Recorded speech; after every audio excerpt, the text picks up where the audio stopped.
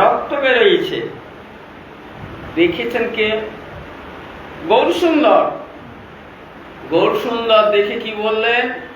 সুদর্শন, সুদর্শন, সুদর্শন। দেখেছেন সুদর্শন অস্ত্র কিসের জন্য? জগাই মাথাইকে বিনাশায় দুষ্কৃতা। দেখুন নিত্যানন্দ গুরু তত্ত্ব। নিতাইয়ের উপর আঘাত হয়েছে, নিতাইকে রক্ষা করার জন্য সুদর্শন চক্রকে আহ্বান করেছে। নিতাই কি বলছে দেখুন, গুরুদেবের স্বভাবটা দেখুন কি বলছেন। প্রভু আপনি কি বলেছিলেন? আপনি কি বলেছিলেন? এই কলিকালে আপনি অস্ত্র ধরবেন না বলেছিলেন না? এবে অস্ত্র না ধরিব, প্রাণে কারো না মারিব, চিত্ত শুদ্ধি করিব সবা, চিত্ত শুদ্ধি করিব সবা। গৌরসুন্দর সঙ্গে সঙ্গে চমকে উঠেছে নিতাইয়ের কথা শুনে। সুদর্শন চক্রকে বলছে, চক্র তুমি বের করে দাও। কেন? গুরু তত্ত্ব নিত্যানন্দ তিনি বললেন ভগবানকে, তোমার অস্ত্র ধরার কাজ নয় এই যুগে। তুমি বলেছিলে নাম সংকীর্তন দিয়ে তাদের হৃদয় শোধন করবে, তুমি আবার অস্ত্র ধরবে কেন? তাহলে গুরুর প্রাধান্যটা আপনারা চিন্তা করুন। গুরুদেব সদা সর্বদা তার আরাধ্য দেবতা ভগবানের কাছে থাকেন, ভগবানের পাদপদ্মে থাকেন, ভগবানের সান্নিধ্যে থাকেন।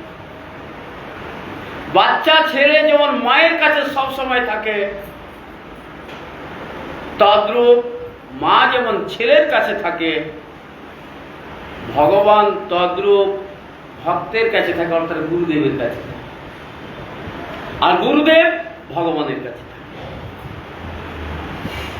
এই জন্য কীর্তনে তো আপনারা পেয়েছেন বৈষ্ণবহি দয়ে সদা গোবিন্দ বিশ্রাম, গোবিন্দ কহেন মম বৈষ্ণব পরাণ, গোবিন্দ কহেন মম বৈষ্ণব পরাণ। এর পথ থেকে আমাদের চিন্তা করা উচিত গুরুপাদ পদ্ম সম্পর্কে। ভগবান বললেন, আমি আমার ওইরূপ ভক্ত বৈষ্ণবের হৃদয়ে দিতে। অবৈষ্ণব কখনো ভক্ত নহে, অবৈষ্ণব কখনো ভক্ত নহে, আর অভক্ত কখনো বৈষ্ণব নয়। বৈষ্ণবের যে গুণ শাস্ত্রে বর্ণন করেছেন, সাধুর গুণ শাস্ত্রে যা বর্ণন করেছেন ভাগবতের ৩য় স্কন্ধে, মাতা দেবহূতিকে কপিলদেব সাধুর যে বর্ণন করেছেন, তিতিক্ষবগান্বিত সুজিত সর্বদেব অজাত শত্রব শান্ত সাধুনাং সাধুভূষণ মই অনন্য ভাবেন ভক্তিং কুর্বন্তি জিদিলা মৎকথা তত্ত্ব কর্মাদ তত্ত্ব সজ্জনমান। এই যে শব্দগুলো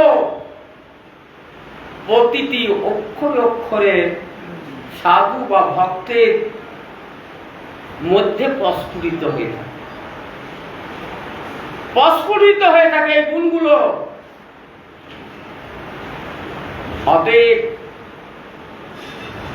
তিনি ভগবানকে হৃদয়ের মন্দিরের মধ্যে রাখতে সমর্থবান। যার মধ্যে এই গুণগুলো প্রস্ফুটিত হয়ে থাকে তার হৃদয়েতে ভগবান, আর যার হৃদয়তে এই গুণগুলো প্রস্ফুটিত হয়ে থাকে তিনি গুরুপাদ। তিনি গুরুপাদ পদ্ম, তিনি নিত্য আনন্দের মধ্যে নিমজ্জিত হয়ে আছেন তার আরাধ্য ভগবানের সেবা করতে করতে। আমি শ্লোকটাকে বলেছিলাম আজকে হরিকথা বলতে হবে। কৃপা সিন্ধু সুসম্পন্ন সর্বসত্য প্রকারক নিষ্ক্রিয় সর্বদ সিদ্ধ সর্ববিদ্যা বিশারদ সর্ব সংশয় ছেদা অনলস গুরুরায়। শ্রীমদ্ ভাগবতে পরীক্ষিত মহারাজ শুকদেব গোস্বামী প্রভুকে বলছেন, প্রভু আপনি তো বলেছেন ভগবান কৃপাময় করুণার সিন্ধু। আমরাও প্রণামেতে বলি হে কৃষ্ণ করুণা সিন্ধু দীন বন্ধু জগৎপতে গোপেশ গোপিকা কান্ত রাধা কান্ত নমস্তুতে, এসব প্রণাম মন্ত্রেতে আমরা বলি কৃপা সিন্ধু। তাই কৃপা সিন্ধু মানে কৃপার সমুদ্র। সমুদ্রে যেই ডুব দেয় না কেন তাকেই জলটা গায়ে লাগবে তার, তাই না? তো সমুদ্র যেমন সবাইকে কৃপা করছেন যার জলরাশি দিয়ে, ভগবান তদ্রূপ তার কৃপা দিয়ে সবাইকে সিক্ত করছে। তো সেটি পরীক্ষিত মহারাজ শুকদেব গোস্বামীকে বলছেন, সমপ্রিয় সুহৃদ ব্রহ্ম ভূতানাং ভগবান প্রিয় ইন্দ্র স্বার্থে কথম দৈত্যাৎ অবদিত বিষম যথা। কত সুন্দর কথাটি পরীক্ষিত মহারাজ জিজ্ঞাসা করেছেন।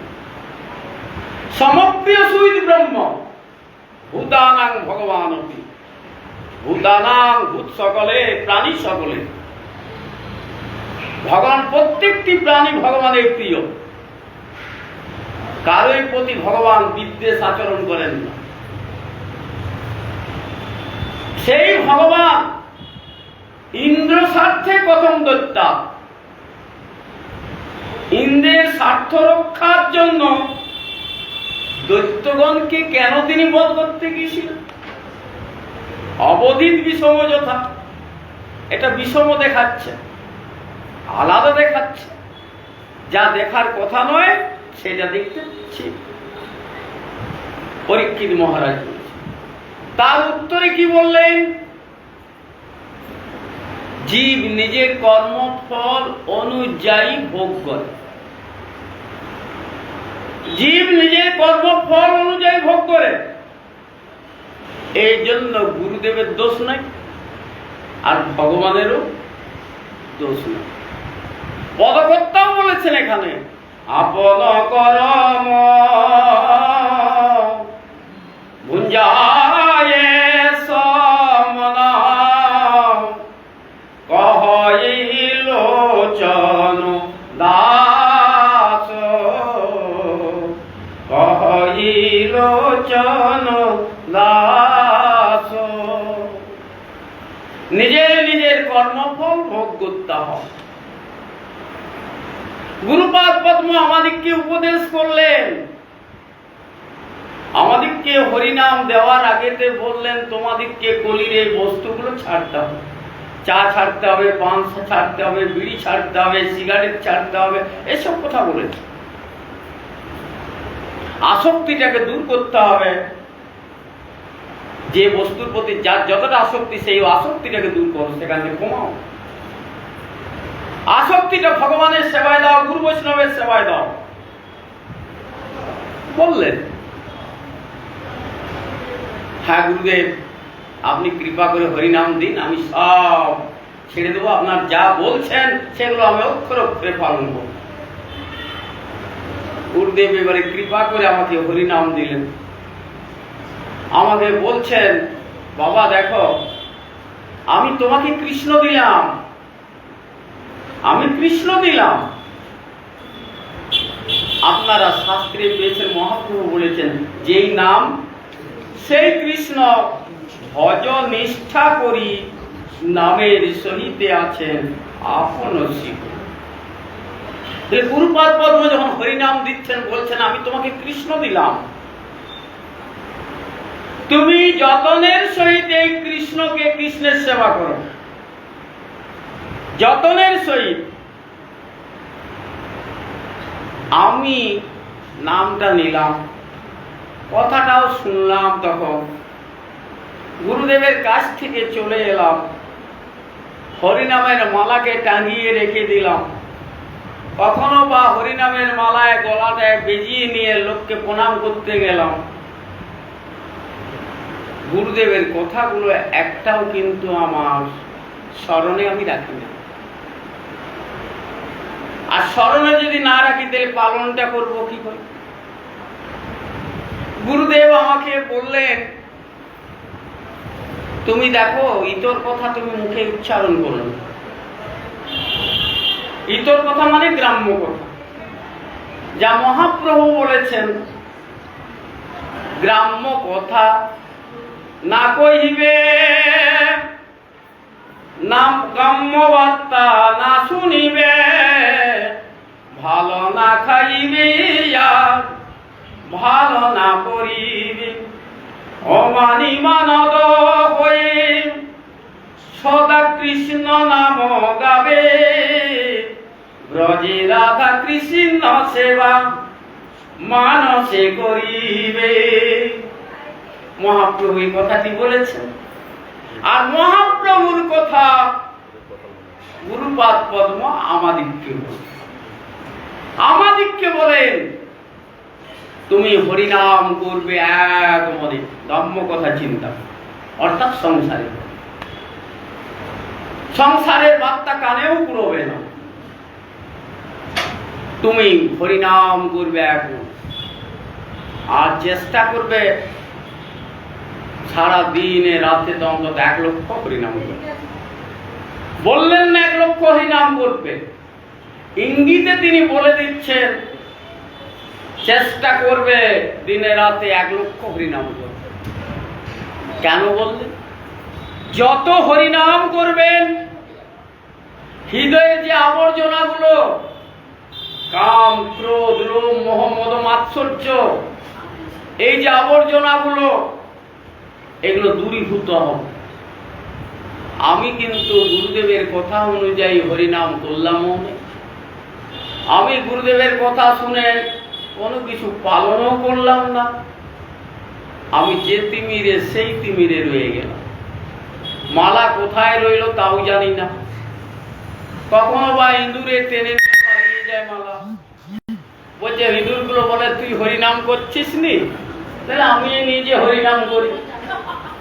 হ্যাঁ, অনেক সময় মা এরকম আমার কাছে আসে, আমাকে এসে বলে, বাবা আমার হরিনামের মালাটা কে নিয়ে পালিয়ে গেছে, না কি হয়েছে জানিনি বাবা, মালা একটু গুরুদেবকে জপ করে দেওয়া যাবে?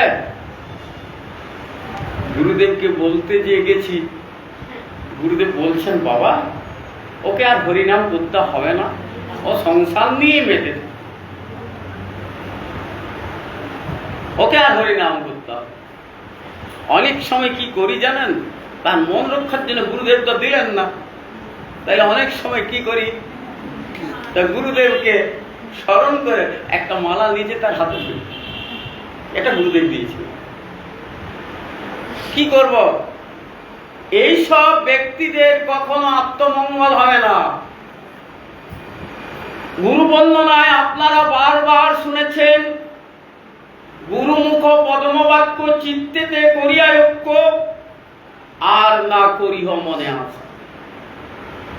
গুরুমুখ পদ্মবাক্য, যদি ভগবানের কৃপা লাভ করতে হয়, গুরুদেব যা বলেছেন সেটা কিন্তু অক্ষরে অক্ষরে পালন করতে হবে। অক্ষরে অক্ষরে যদি পালন করতে পারেন, গুরুদেব যেমন নিত্য আনন্দে নিমজ্জিত আছেন, আপনিও নিত্য আনন্দে নিমজ্জিত থাকবেন। সংসারের দুঃখ আপনাকে ভোগ করতে হবে, এক মুহূর্তের জন্য আপনাকে দুঃখ ভোগ করতে হবে না। এই জন্য গুরু কৃপাটা লাভ করতে হবে। আর গুরু কৃপা লাভ করতে গেলে গুরুর কথাটাকে শুনতে হবে। আমি বলেছি নানা রকম 24 লেচ্ছপেয় ফল বাজার থেকে কিনে নিয়ে এলেন ব্যাগ ভর্তি করে। সেবক দিককে বললেন, প্রভু এই এই ফলগুলো গুরুদেব পছন্দ করে, গুরুদেবকে অমান্য করে এই ফলগুলো দিবে, গুরুদেবের সেবায় দেবে। গুরুদেব জিজ্ঞাসা করলেন, এত ফল কে এনেছে? না, আপনার অমুক মা এনেছে। ওগুলো আমাকে সেবায় দিও না, ওখানে ভগবানের ভোগ লাগাও, আরে তোমরা খাও। কেন কেন বললেন? বলছে ওর মঙ্গল কামনা, মঙ্গল করতে আমি পারবো না, ওর মঙ্গল করতে আমি পারবো না। কেন? নো তো আমার কথা শুনে না। অতএব যদি গোবিন্দ পারেন তো ওর মঙ্গল করতে পারেন। কিভাবে ইঙ্গিতে তিনি বুঝিয়ে দিলেন সেবককে। তাহলে আমাদের নিজের মঙ্গল যদি আমাদেরকে চাইতে হয়, গুরুপাদ পদ্মের আদেশটাকে অবনত মস্তকে পালন করতে। আমি বলেছি সকালে যে গুরুদেবকে 25 লেচ্ছপেয় বস্তু রান্না করে প্রসাদ দেওয়া হলো। গুরুদেব খুব আনন্দ মনে গ্রহণ করলেন। যে সেবকটা রান্না করে নিয়ে আসছে সে কতটা মোবাইলের থেকে দূরে আছে, মোবাইলের থেকে দূরে আছে। এখন আমি দেখেছি বিভিন্ন জায়গায় মঠেতে সেবক মোবাইলটাতে, হ্যালো তোমরা সব ভালো আছো, আর রুটি ডান হাতে সেঁকছে, ডান হাতে রুটি উল্টোচ্ছে বা কড়াইয়ে সবজি নাড়ছে। তুমি পড়াশোনা ঠিক করছো তো? আর সবজি নাড়ছে। রাধারানী কি করতেন? রাধারানী যখন কৃষ্ণের জন্য রান্না করতেন, রাধারানী কি করতেন? কৃষ্ণ গুণ গান করতেন। কৃষ্ণের সেবার জন্য তিনি তৈরি করছেন। আমার প্রভু যাতে ভালোবাসেন, যাতে আনন্দ করে গ্রহণ করেন, তার জন্য সেইভাবে পরিপাটি করে রান্না করছেন।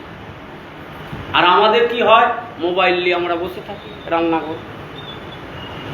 আবার অনেককেই দেখি মন্দিরে যাচ্ছে পুজো করতে, মোবাইলটা সঙ্গে করে নিয়ে যাচ্ছে। বলুন তো, মনটা যদি ভগবানের চরণে না দেওয়া যায়, ভগবানের সেবাটা করবেন কি করে? মনটা যদি ভগবানের সেবায় না দেন, ভগবানের জন্য রান্না করবেন কি করে? এই জন্য আমাদের সব সময় মনে রাখতে হবে, গুরুদেবের আদর্শটাকে দেখতে হবে, গুরুদেবের বাক্যটাকে পালন করতে হবে, এবং তিনি কি আদর্শ নিয়ে চলছেন সেই আদর্শটা চোখে দেখে আমাকে পালন করার চেষ্টা করতে হবে। এর নাম হলো গুরু সেবা, এর নাম হলো গুরু পূজা, এইগুলোর নাম। অতএব আমরা যেখানে এসেছি, যে জায়গায় উপনীত হয়েছি, যার পাদ পদ্ম লাভ করেছি, বহু বহু জন্মের সুকৃতির বলে আমরা এই গুরুপাদ পদ্ম লাভ করেছি। গৌড়ীয় বৈষ্ণব গগনে যারা গুরুরূপে আবির্ভূত হয়েছেন, গোলক থেকে এই ভূলোকে এসেছেন, সকলেই ভগবানের নিত্যপ্রিয় পার্শ্ব। এনাদিককে একমাত্র গুরু বলা যায়। বাকি যত মঠ মন্দির আছে, যত সাধু সন্ত আছে, তাহাদিগকে প্রকৃতপক্ষে কাউকে গুরু বলা যায় না, কাউকে গুরু বলা যায় না। একনিষ্ঠ কৃষ্ণ ভক্তই একমাত্র গুরু। কর্মী জ্ঞানী যোগীরা কখনোই গুরু নয়।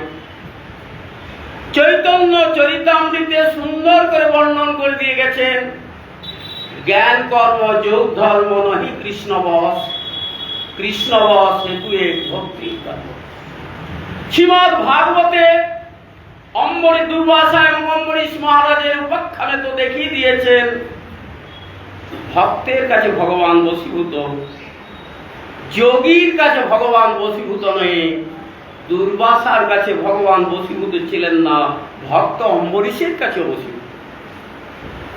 দুর্বাসাকে পরিষ্কার করে বলে দিয়েছিলেন, হে দুর্বাসা, অহং ভক্ত পরাধীন, আমি ভক্তের অধীন। আমি স্বাধীন নই, আমি পরাধীন। অস্বতন্ত্রই বদ্বিজ, আমি স্বতন্ত্র নই, অস্বতন্ত্র। সাধুবীর গস্ত হৃদয়ের ভক্তের ভক্ত জনপ্রিয়, আমি অতএব আমার স্বাধীনতা বলে কিছু নেই। তুমি যার চরণে অপরাধ করেছো তার চরণে চলে যাও, সে যদি তোমাকে ক্ষমা করে তবেই তুমি রক্ষিত হবে, তুমি বাঁচবে। এর থেকে ভগবান কি শিক্ষা দিলেন আমাদেরকে? আপনারা চিন্তা করুন, শুদ্ধ ভক্তই একমাত্র গুরু। তিনি আমাকে রক্ষা করতে পারেন, তিনি আমাকে পালন করতে পারেন, তিনি আমাকে ভগবানের চরণে নিয়ে যেতে পারেন। চৈতন্য চরিতামৃতে সেটিও সুন্দর করে বর্ণন করেছে। দীক্ষাকালে ভক্ত করে আত্মসমর্পণ, সেই কালে কৃষ্ণ তারে করে আত্মসমর্পণ, সেই দেহ করে তার চিদানন্দময় অপ্রাকৃত দেহে তার চরণ ভজন। গুরু কৃপা ব্যতীত ভগবানের কৃপা হবে না, গুরু কৃপা ব্যতীত ভগবানের সেবা হবে না, সেবা করার সৌভাগ্য লাভ করবেন না। এই জন্য গুরু কৃপা লাভে চেষ্টা করুন, এটি আপনাদের কাছে আমি অনুরোধ করছি। বাঞ্ছা কল্পতরুভ্যশ্চ কৃপা সিন্ধু হৈবচ পতিতানাং পাবনেভ্যো বৈষ্ণবেভ্যো নমঃ। এই যাবৎ আমাদের বিভিন্ন সময় ছিলেন পরতুষে মহারাজ, উনি আমাদের বিভিন্ন স্থান থেকে শাস্ত্রের উদাহরণ দিয়ে গুরুতত্ত্ব সম্বন্ধে আমাদেরকে সুন্দরভাবে বলিয়েছেন। কিভাবে গুরু সেবা করতে হয়, কিভাবে গুরুদেবের সাথে যোগাযোগ করতে হয়, কিভাবে ভগবানের সেবা করতে হয়, সুন্দরভাবে আমরা শ্রবণ করলাম। আমাদের পক্ষ থেকে আদেশ আছে, আরো কজনে বলবেন, এনারা কমেন্ট করে তো বলে দিয়েছেন। এই জন্য মহারাজ ইচ্ছে হচ্ছে অনেক সময় ভালো করা যাবে। এখন আমাদের এখন পুরী থেকে আসছেন ভক্তিগুণ সন্ত গোস্বামী মহারাজের আশ্রিত আমাদের একটি বিষয় হচ্ছেন ভক্তি নরসিংহ মহারাজ। উনি কিছু গুরুতত্ত্ব সম্বন্ধে আমাদেরকে সংস্থাপন করাবেন।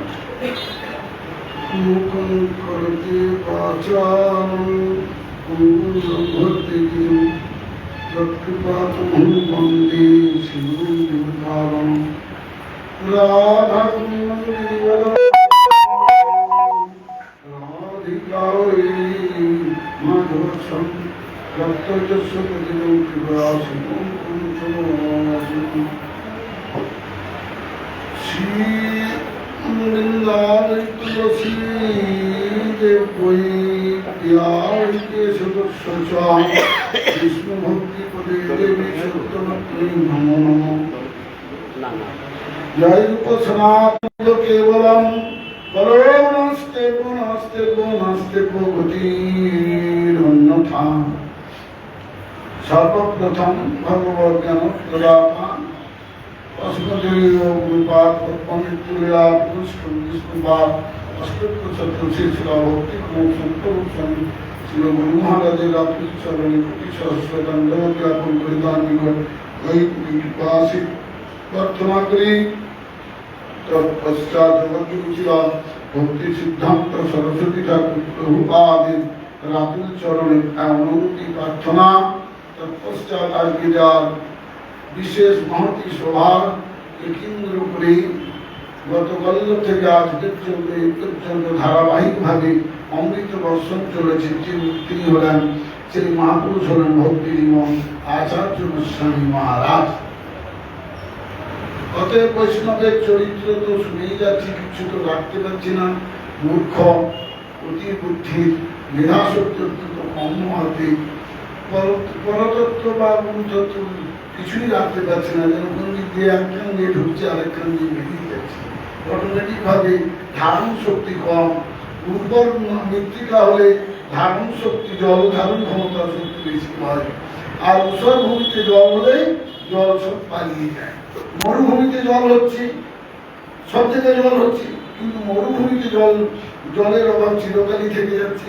কিন্তু এই বেলে মাটি বা এঁটেল মাটি এসব এলাকাতে দেখা যাচ্ছে জমিতে জল হলে 2-3 দিন কন্টিনিউ জল হলে দেখবেন না জল দাঁড়িয়ে একবারে অবস্থা খারাপ হয়ে যাচ্ছে। অবস্থা খারাপ বলতে জল যেন কমলে ভাব। ধারাবাহিকভাবে হরিকথা শুনতে শুনতে পরীক্ষিত মহারাজ অনর্গল হরিকথা শুনছেন। কার কাছ থেকে? সুখদেব গোস্বামীর কাছ থেকে। আসন্ন মৃত্যুর অবধারিত দিন নির্ধারিত হয়ে গেছে। অতএব নির্ধারিত দিনে মৃত্যুই হবে, কারণ ব্রাহ্মণ পুত্র যেখানে অভিশাপ প্রদান করেছেন, সিংহী ঋষি যেখানে অভিশাপ প্রদান করেছেন, আজকালের ব্রাহ্মণ নয়, মরবে বলে আরো অধিক দিন বেঁচে থাকবে, কাউকে অভিশাপ যদি বলে তুমি কাউকে মরবে, সে দেখা দেবে আরো 10 বছর বেঁচে আছে। ব্রাহ্মণত্ব নাই। যদি ভজনের শক্তি বা ভজনের ক্রিয়া না থাকে, সে মুচিত অভিশাপে গরু মরতে পারে না। তার চামড়াটা দরকার জন্য গরুকে অভিশাপ দিচ্ছে, গরু তুমি মরে যাও, গরু মরবে। তার আয়ু যতদিন আছে ততদিন ভোগ করবে। মনুষ্যজীব আমরা যতদিন আমাদের 100 বছর আয়ু কলিকালে শাস্ত্র নির্ধারণ করেছেন, এই এতদিন পর্যন্ত বাঁচব, কিন্তু বাঁচতে গেলে বাঁচার মতন বাঁচাটাই ভালো। বাঁচতে গেলে বাঁচার মতন বাঁচাটাই ভালো। সে বাঁচাটা যেমন যুদ্ধক্ষেত্রে নেমে পড়ুন না, পলিটিক্যাল লিডার হয়ে না, সে বাঁচাটা বাঁচা নয়, সে বাঁচাটা বাঁচা নয়। কারণ মনুষ্য জীবের একমাত্র কর্তব্য হল হরিভজন। যা আমরা পরমার্থ জগৎ থেকে নিউজ যা পাচ্ছি, পরতত্ত্ব হিসাবে জ্ঞানীগণ আচার্যগণ যেসব কথা বলছেন, তাতে দেখা যাচ্ছে ভাগবত অধ্যয়ন আর একান্ত আশ্রয় করো চৈতন্য চরণে, নাকি চৈতন্যের ভক্তের নিত্য করো সঙ্গ, চৈতন্যের ভক্ত মনে করো নিত্য সঙ্গ। সেখানে বললেন যে পলিটিক্যাল লিডারের সঙ্গ করো বা অন্য কারো সঙ্গ করতে বললেন না, বললেন চৈতন্যের ভক্ত মানে সঙ্গ করতে বলছেন। সঙ্গটা কার হবে? সঙ্গটা মহাপ্রভু প্রিয় পার্শ্বগণের সঙ্গ হবে। নিত্যানন্দ অভিন্ন গুরুতত্ত্বের সঙ্গ হওয়াতে বা নারদ ঋষির একবার পরিভ্রমণ করছেন, পরিভ্রমণ করতে করতে কোনো ব্যাধের ঘরে পৌঁছেছেন, কোনো ব্যাধের ঘরে পৌঁছেছেন। ব্যাধ মানে হান্ডা, যে কিলা বা প্রাণী বধ করে এই সময় হান্ডার বসে আছে, দেখবেন না, মুরগি ব্রয়লার মুরগিকে মারছে, এই গাছে ছাগল গরু যা পাচ্ছে মেরে খেয়ে দিচ্ছে। এরা নিজের তত্ত্ব বুঝে না, এরা রাক্ষস, এরা রাক্ষস। যারা শাস্ত্র বলছেন, মনুষ্য সংহিতাতে বলছেন মাছ খেলে সমস্ত প্রাণী খাওয়া হয়ে যায়, মনু সংহিতা ৫ম শ্লোকে বলছেন। অর্থাৎ সেখানে আমি থিওরি মিলিয়ে নেন, আমি মনুষ্য কি গরু, আমি শাস্ত্র থেকে উদ্ধার পেয়ে যাবো। সাধুকে গালি দিতে হবে না, সাধুর কথা ভালো নাও না আনতে পারবে, কিন্তু শাস্ত্র তো সাধু, সাধু সাধুকে শাস্ত্র সাধু, বেদ বেদব্যাস উপনিষদ যারা সব লিখে গেলেন, মহাপুরুষরা যারা লিখে গেলেন, তারাই তো সাধু। আমি কোথায়? আমি তো অসাধু। অসাধু না, আমি এখনো নৌকা কাজে পবিত্র মনচিত্ত, সমস্ত কিছুর দিক থেকে ইন্দ্রিয়ের দুর্বলতা হেতু আমি কামের দাস হয়ে পড়ে আছি। আমি কৃষ্ণের দাস। কোথায়? কামরূপ হরি দূরেতে আগিব, হৃদয়ে স্ফুরিবে তুমি, না? কামরূপ হরি হৃদয়ে স্ফুরিবে, হৃদয়ে স্ফুরিবে তুমি। যে হৃদয়ে স্ফুরিবে হরি, হৃদয়ে মনের মধ্যে যে ভগবানের তত্ত্ব অনুশীলন করতে করতে, ভগবত তত্ত্ব নিরন্তর যদি হতে হতে যদি চোখ দিয়ে জল করে তবে জানবেন গুরুপাদ পদ্মের সেবা হচ্ছে, গুরুপাদ পদ্মের সেবা হচ্ছে। কারণ দক্ষিণ দেশে মহাপ্রভু গিয়ে কাছে নাম দিলেন, নাম দেওয়ার সঙ্গে সঙ্গে তার চোখে জল পড়ছে, কিবা আজ্ঞা বিলাসা কিবা তার মন জপিতে জপিতে মন করিল পাগল। নামের ক্রিয়া তখন বুঝতে পারবেন যখন এ জগতের অসারত্ব বুঝতে পারবেন। অসারত্ব বলতে আমি অফিসার, আমি প্রফেসর, আমি চেয়ারম্যান, আমি অমুক তুমুক, যখন আমি কথাটা কেটে দিবেন, সাধারণ ভাবে নিজেকে নিতে পারবেন, যাই হোক না কেন আমি কৃষ্ণদাস, এ কথাটা যখন মনের অন্তরের মধ্যে গেঁথে নিতে পারবেন, তখন জানবেন ভজনের দিকে অগ্রসর হচ্ছে। নয়তো আমি কি নিয়ে কি হরিদাস পাল, নিজে এ জগৎ থেকে পরজগৎ দেখতে পাচ্ছি না, আর অন্যের কি কথা, অন্যের কি কথা। তার শাস্ত্র যেভাবে নির্ধারণ করেছেন সেটা হলো গুরুতত্ত্বের উপর কেন এত শক্তি সঞ্চার করেছেন। গুরুতত্ত্ব হলো আসল তত্ত্ব।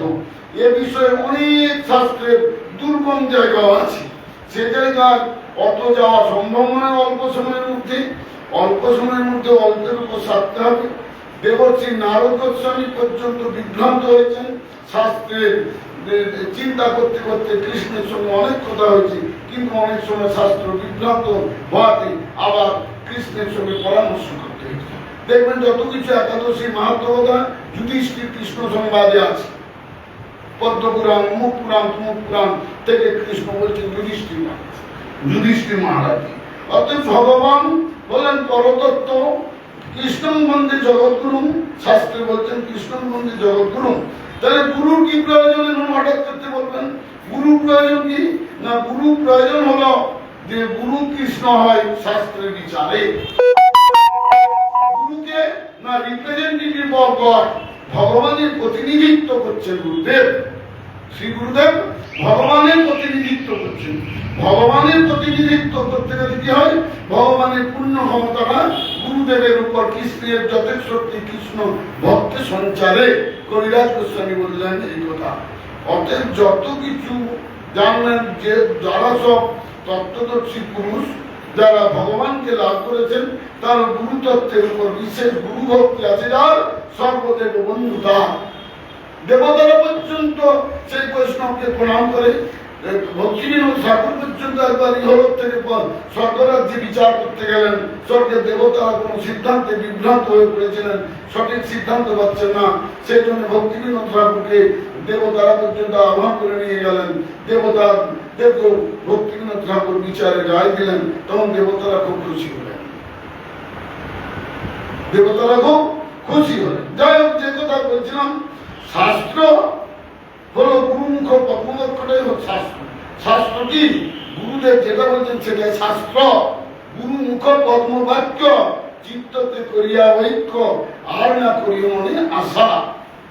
যে প্রসাদে কৃষ্ণ কৃপা করেন। যাই হোক, যে কথা বলছিলাম সেটা হলো নারদ গোস্বামী একবার কোন ব্যাধের ঘরে পৌঁছে যান। ব্যাধের ঘরে পৌঁছে গিয়ে ব্যাধকে বলেন যে ব্যাধ, তুমি বহুদিন যাবৎ তুমি প্রাণী পশু হত্যা করছো, পশু হত্যা। এই সব মানুষ পশু হত্যা করছে, এদের কি গতি হবে এরাও ভাবে না।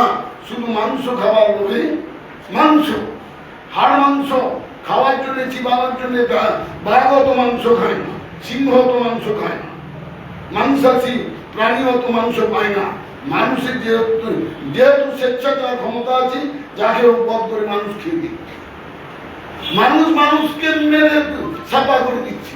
দেখুন মানুষের মধ্যে, হৃদয়ের মধ্যে কত দুর্বাসনা, পাশবিক চিত্তের মধ্যে মানুষ বাস করছে। জঙ্গলে বাস করে সিংহ দেখতে যাবেন নন্দনকাননে, কেন? এখানে অনেক সিংহ বসে আছে, লায়ন, টাইগার সব এই মনুষ্য সমাজে বসে আছে। যার হিংস্রতা ভেতর থেকে যায়নি, সেই তো টাইগার, সেই তো অ্যানিমেল, সেই তো লায়ন। ওই অ্যাট্রিবিউট গুলো পশুর মধ্যে থাকার জন্য তাকে পশু বলে বিবেচিত করা হয়েছে। আমার মধ্যে ওই অ্যাট্রিবিউট গুলো থাকলে, কোয়ালিটি গুলো থাকলে আমাকে পশু বলে শাস্ত্র বলছেন। পশু গুণগুলোর দ্বারা, আমার রূপের দ্বারা বা অন্য কিছুর দ্বারা আমাকে মানুষ বলে কোয়ালিটি, হাই কোয়ালিটি বলা যাবে না। একমাত্র তাকে হাই কোয়ালিটি বলা যাবে। He is the famous person, only he is the cried out 24 hours chanting the হরিনাম। যিনি প্রভুপাদ একটা 24 ঘন্টা হরিনাম করেন, তিনি সাধু, তিনি বৈষ্ণব। 24 ঘন্টা এই জগতে বলুন, আমরা গুরুকরণ করে যে 24 ঘন্টা তো হরিনাম করতে পারছি না, কিন্তু আচার্যরা 24 ঘন্টায় হরিনাম করেছেন, হরিচিন্তন করেছেন। শাস্ত্রের বিবিধ দুর্গম কথা, মহারাজ দুর্গম জায়গা থেকে অনেক কিছু বলেছেন। তথাপি নারদ ঋষির কথাটা বলে আর একটু কথা বলে কোটায় আরো কি হয় মহারাজ?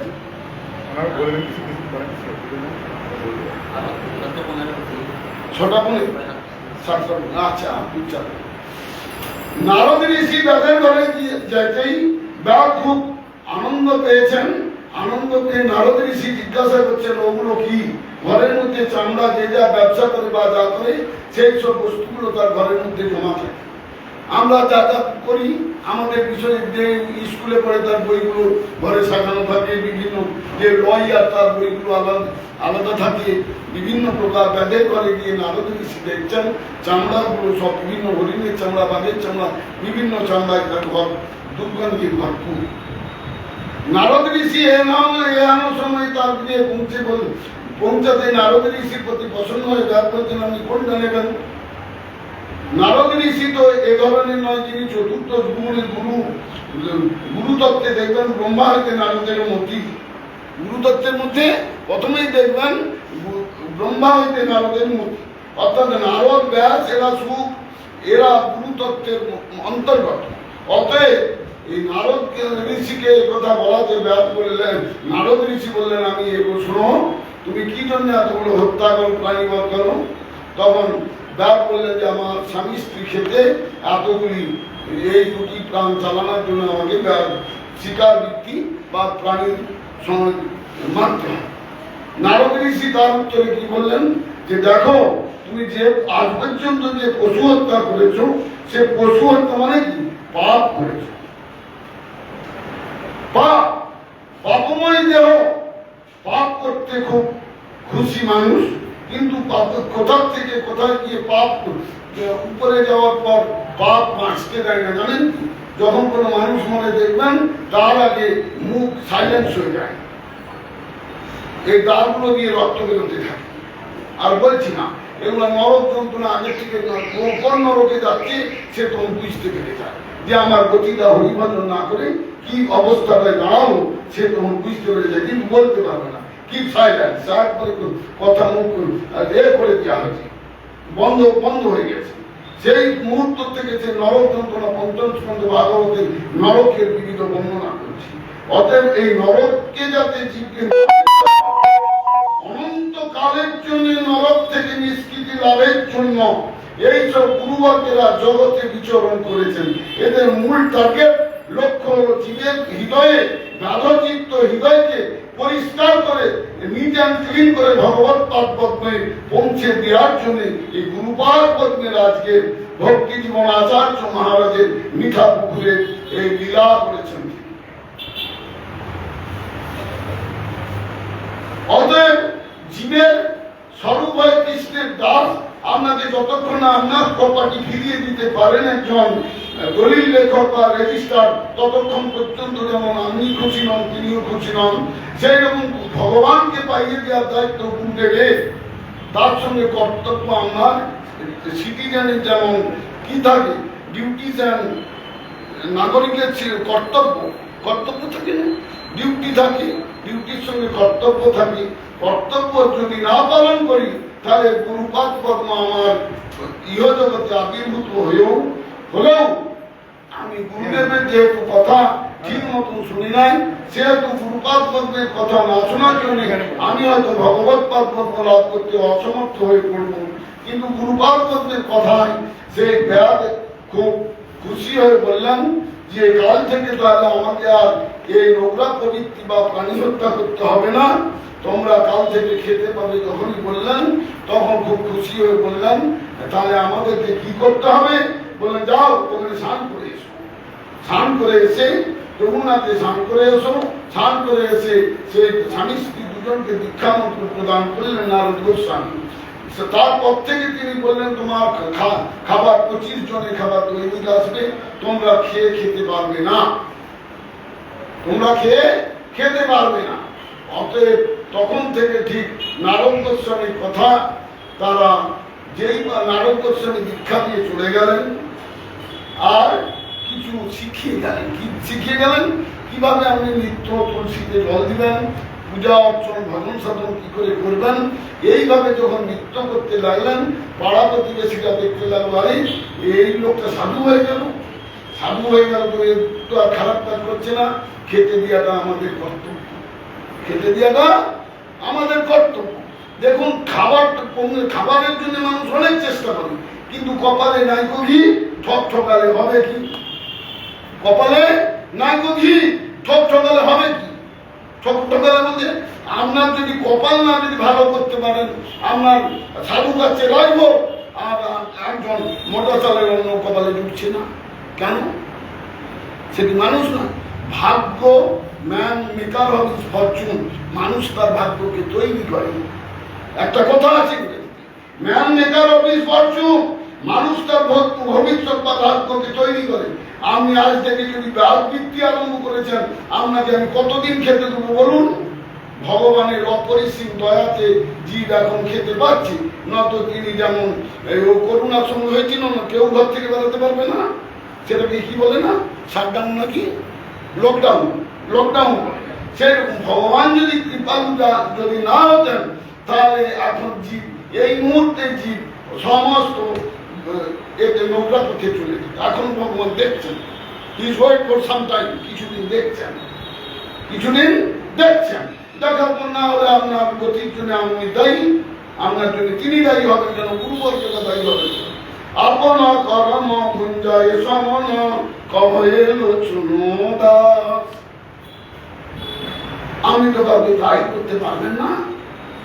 অতএব এইভাবে অনেক দিন পরেও নারদ ঋষি পর্বত মহারাজকে নিয়ে এসে মুনি পর্বত মুনিকে এসে দেখলেন যখন ভক্তিমান হয়েছেন তখন পর্বত মুনিকে জিজ্ঞাসা করছেন নারদ ঋষিকে যে ওই লোকটা যে আসছে সাষ্টাঙ্গ দণ্ডবোধ করতে করতে গুরুদেব নারদ গোস্বামী কয়েক বছর করে যাচ্ছেন, যাওয়ার পর শিষ্যের ঘর যাচ্ছেন, তখন ওই ব্যাস স্বামী স্ত্রী প্রণাম করতে করতে দণ্ডবোধ করতে করতে গুরুদেবের সম্মুখে অভিমুখে আসছেন।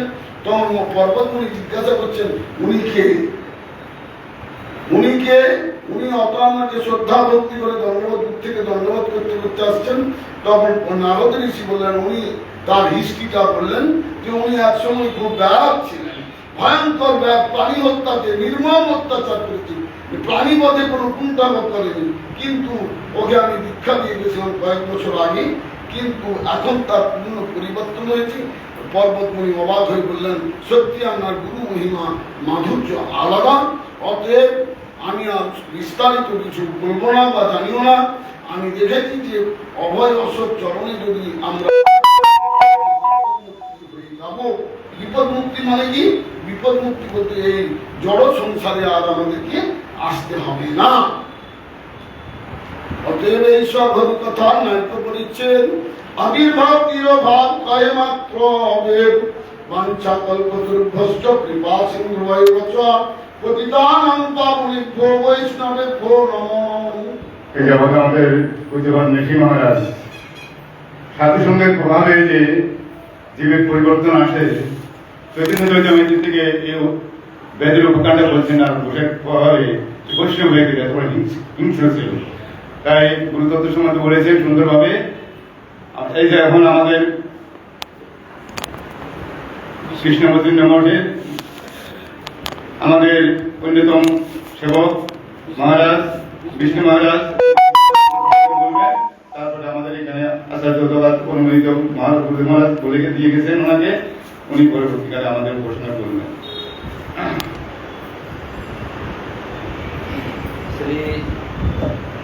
শ্রী ব্রহ্মমাধ্য গৌরিয়া সরস্বতী নমস্তুতে। শ্রী গুরু গৌর গন্ধর্বা গোবিন্দ ভক্তি জীবিনী আচার্যায় বিচার্যায় প্রচার্যায় তমনুদে কৃতজ্ঞায় রসজ্ঞায় নীতিজ্ঞায় নমস্তুতে।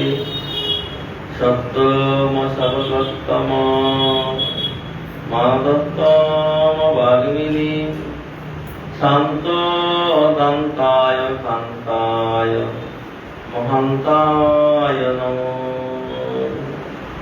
সত্যব্রতায় শান্তন্ন সৌজন্য সভ্যমূর্তয়ে ভক্তি জীবনাচার্য গুরুদেবায় বাঞ্ছা কল্পতরুভশ্চ কৃপা সিন্ধুভ্যেব চ পতিতানাং পাবনেভ্যো বৈষ্ণবেভ্যো নমো। হরে কৃষ্ণ কৃষ্ণ কৃষ্ণ হরে হরে, হরে রাম রাম রাম হরে হরে। সর্বাগ্রে মদীয় গুরুপাদ পদ্ম নিত্যলীলা প্রবিষ্ট রাজম বিষ্ণুপাদ দন্দিশান পরমহংস পরিপ্রাত গাথার্থ সৃষ্টিম ভক্তি জীবন আচার্য গোস্বামী শিল গুরুদেবের চরণে অসংখ্য অসংখ্য করে প্রণাম দণ্ডবত নিবেদন করি। তিনি সে নিত্য জগৎ থেকে যেন আমার প্রতি কৃপাবাড়ি বর্ষণ করুন, আমার প্রতি কৃপা দৃষ্টিপাত করুন। তৎপশ্চাৎ মঞ্চে সভাপতি রাধা গোবিন্দ দাস বাবাজি মহারাজ, ভক্তি নিবাস পর্বত মহারাজ, ন্যাসী মহারাজ, আর আমাদের মঠাচার্য ভক্তি চন্দন অরণ্য মহারাজ, আবার সমস্ত ভক্তমণ্ডলী মাতৃমণ্ডলী সবাইকে আমার যথাযোগ্য প্রণাম দণ্ডবত জ্ঞাপন করি। আজ গুরুদেবের 94তম শুভ আবির্ভাব। দেখতে দেখতে 3টি বছর অতিবাহিত হয়ে গেল। তথাপি মনে হচ্ছে যে গুরুদেব বর্তমান আছেন, রয়েছেন। কারণ গুরুদেবের যে প্রভাব এবং গুরুদেবের যে আদর্শ, গুরুদেবের যে চরিত্র এখনো বর্তমান রয়েছে। গুরুদেব রয়েছে।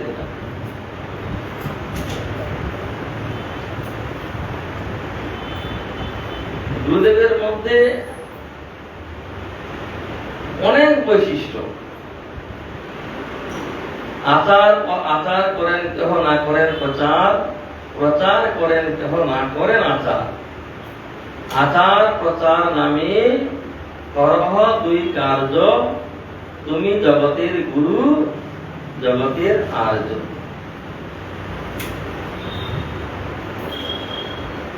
গুরুদেবের সঙ্গে 15টি বছর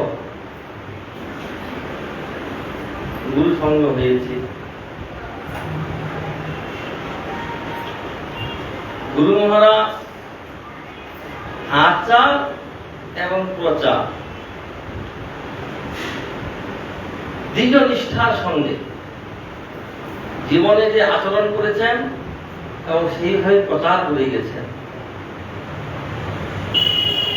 এইরকম আচরণ আমি ইতিপূর্বে কোথাও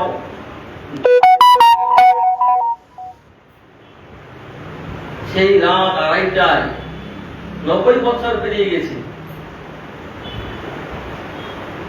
রাত 2:30টায় উঠে স্নান আদি করে যে বিষ্ণু সহস্রনাম, গীতা পাঠ, কারণ গজেন্দ্র মোহন স্তব আর বিভিন্ন অনেক স্তব পাঠ করতেন। পাঠ করে আহ্নিক করতেন, হরিনাম করতেন। কি শীত, কি গ্রীষ্ম, কি বর্ষা, কোথাও গিয়েছেন আস্তে আস্তে রাত 12টা বেজে যেত। তথাপি রাত ওই রাতটা বাইরে। হ্যাঁ, আবার গভীর রাত্রে এই মন্দির হরিনাম করতে করতে মন্দির পরিক্রমা করতেন।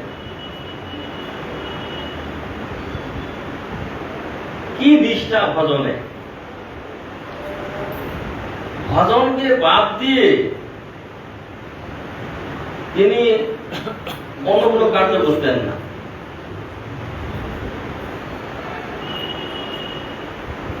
জীবনে আচরণ করেছেন, আর আমরা যা গুরুদেবের ছিলাম আমাদের সেইভাবে শিক্ষা দিয়েছেন। কিন্তু আমাদের হতভাগা আমরা সেই যে গুরুদেবের যে আদর্শ, গুরুদেবের শিক্ষা আমরা ঠিকঠাক গ্রহণ করতে পারি না, আমাদের দুর্ভাগ্য। গুরু মহারাজ এখানে পাঠ করতেন, এখানটায় আমরা এখানে কীর্তন করছি, এখানটায় কোথাও ভুল হলে সেই শব্দে শুনতে পারেন গুরু মহারাজ পাশে আসলেন, সঙ্গে সঙ্গে বলে এই কয়টা ভুল হয়েছে, কয়টা ভুল হয়েছে। এটা কেন জানে? আমি যদি ভুলটা যদি সংশোধন করে না দিই সে করে জানতে পারবে না। বিন্দুকে বাজানোর সময় একটু তালতা বলে তোমার এটা ভুল হয়েছে। একদিন আমি মন্দিরে আরতি করছি, ময়ূর পাখাটা করে ঘুরাতে হয়, ওই জানলা থেকে গুরুমার পরাম করে বলেছিলেন, ওই জানলা দিয়ে দেখতে পেয়েছি। সঙ্গে সঙ্গে শুনে দেখেছে যে সঙ্গে সঙ্গে দেখ তোমার ময়ূর পাখাটা ঘোরানো ঠিক হচ্ছে না, নিজে হাতে বহু শিক্ষা, অনন্ত অনন্ত শিক্ষা দিয়েছেন আমাদেরকে। এইরকম গুরুদেব শ্রেষ্ঠ আচার্য, কিন্তু তাকে আমরা এখন যতদিন তিনি রয়েছেন সাক্ষাৎ আমরা দর্শন করতে পারি। আজকে গুরুদেবের আবির্ভাব, সেই কথাটাই আমার বারবার মনে আসছে। এই গুরুদেব যে আমাদের কি শিক্ষা দিয়ে গেলেন, কি আচরণ দিয়ে, কি আদর্শ দিয়ে গেলেন। গুরুদেব কি চেয়েছিলেন? গুরুদেব একদিন আমি ওই মালিকার মধ্যে রাধা গোবিন্দের ছবি রয়েছে, জব করছি আমি। তুমি কোথায় বলে তুমি এটা বলে একজন দিয়েছে, তোমার জন্য আমি গিয়েছিলাম, একজন দিয়েছে না, একে পরিণাম করা যাবে না। ওই যে রাধা গোবিন্দের ছবি রয়েছে, হ্যাঁ তুমি কাগজে কাজ হবে না। তাহলে এই যে এটা গেঞ্জি কোথায় পেয়েছিলাম, এই রাধা কৃষ্ণের ছবি রয়েছে, না আমি পড়া যাবে না, এটা ওই কাপড় দিয়ে কাঁচা হবে। তারপরে ওই যে মার্বেল পাথরের নাম লিখে, মার্বেল পাথরে পা দেয় ওর পরে, না পড়া যাবে না। ওই শব্দ অক্ষর সাতটায় সাতটা শব্দ ব্রহ্ম অক্ষর, এই কত রকম শিক্ষা, অতি সূক্ষ্ম সূক্ষ্ম শিক্ষা আমরা গুরুদেবের কাছ থেকে পেয়েছি।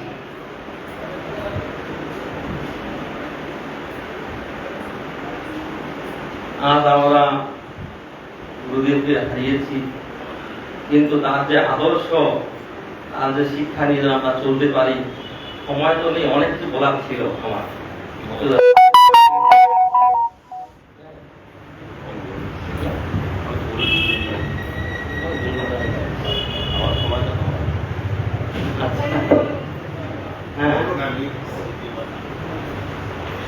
গুরু মহারাজ এই পরম গুরুদেবের সামনে তার দোলনা ছিল, ওখানে বসতেন।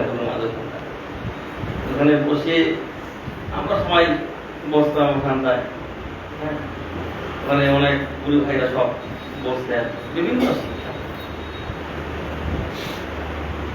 একদিন গুরু মহারাজকে বললাম যে গুরু মহারাজ, এই যে পরম গুরুদেবের যে বিগ্রহ, কিন্তু আমরা তো দেখছি এক জায়গায় দাঁড়িয়ে যে কথা বলছে না, কিছু না, পরম গুরুদেব পরম গুরুদেব। তখন গুরু মহারাজ বললেন কি, বলে গুরুদেব সাক্ষাৎ রয়েছেন, এটা আমি অনুভব করি, ওরা কিন্তু করতে পারবে না। এই কথাটা বলেন, এই কথাটা বলেন, আমি অনুভব করি গুরুদেব, আমার গুরুদেবের সাক্ষাৎ রয়েছেন, আমি অনুভব করি। অনেক বছর আগে আমার কথাটা ঠিকঠাক আমি বুঝতে পারি নাই। তারপর এই যে উচ্ছিষ্ট বিচার, প্রসাদী বিচার, অন্যান্য ওটা ঠিক ঠিক মানা হয় না, কিন্তু আমাদের গুরুদেব একদম কঠোর ভাবে শিক্ষা দিয়েছেন কিভাবে উচ্ছিষ্ট বিচার মানতে হবে, কিভাবে কোনটা প্রসাদী কোনটা উচ্ছিষ্ট জ্ঞান করতে হবে, এইসব শিক্ষা। যদি আমরা এইগুলো আচরণ না করি, মানে ভজনের প্রথম হচ্ছে এগুলো, ভজন করার প্রথম হচ্ছে এগুলো আচরণ, আচরণের মাধ্যমে প্রচার হবে। গুরু মহারাজ কোনদিন পায়ে মোজা পরতেন না, বলছে তোমরা সাধু, তোমরা যদি পায়ে যদি মোজা পরো লোকে কি বলবে। সেদিন থেকে এত বছর হয়ে গেল মোজা পরা হয় নাই পায়ে, গায়ে আর মজা মজা দেওয়া হয় নাই। আবার অনেক মন্দিরে দেখা যায় যে সেলাই করা জামা করে ওই মন্দিরে পূজা করে আরতি করে, না, সেলাই বস্ত্র পূজা করা যাবে না। এটা ব্রত। এই যে শিক্ষাগুলো, এই শিক্ষাগুলো আমরা গুরুদেবের কাছ থেকে পেয়েছি। গুরু মহারাজ কিভাবে ভজন করতেন,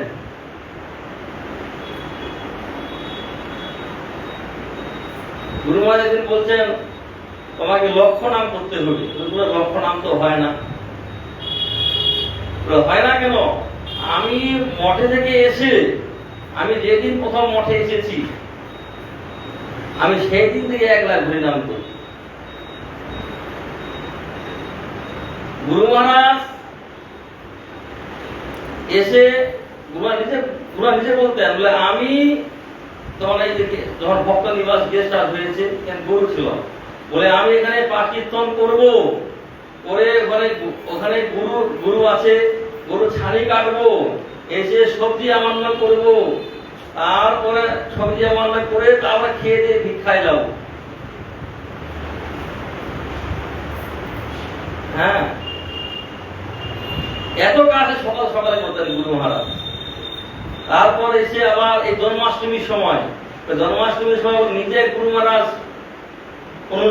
ভোর রাত্রে 2টার সময় উনুন ধরাতেন, নিজে রান্না বান্না করতেন, পরিবেশন করতেন, করে আবার পরের মধ্যে পাঠ করতে বসবে, চন্দনমালা প্রত্যেকদিন গুরু মহারাজ দিতেন, পরের মধ্যে পাঠ করতেন এখানটায়। বলে আমি নিজে হাতে গুরু মহারাজ পরের মধ্যে বন্দনা করবেন, থাকবেন গুরু মহারাজ এখানে, নিজে হাতে চন্দনমালা দিয়ে আবার সঙ্গে সঙ্গে আবার বসবেন। আর গুরুদেবের মধ্যে কিন্তু নিষ্ঠা ছিল। এত কিছু করেও তিনি 1 লক্ষ হরিনাম করতেন।